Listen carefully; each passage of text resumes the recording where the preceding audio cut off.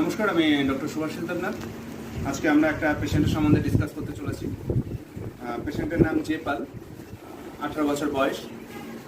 তো পেশেন্টটা জেনারেলি আপনারা দেখতে পাবেন একটু ওবেস পেশেন্ট রয়েছে।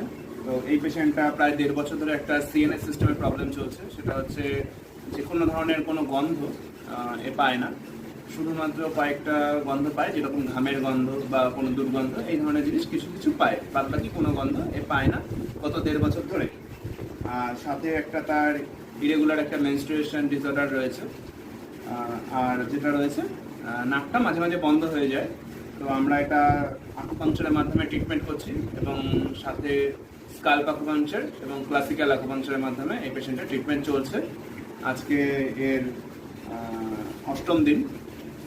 আজকে ট্রিটমেন্টটা আপনাদের দেখানো হচ্ছে। Thank you.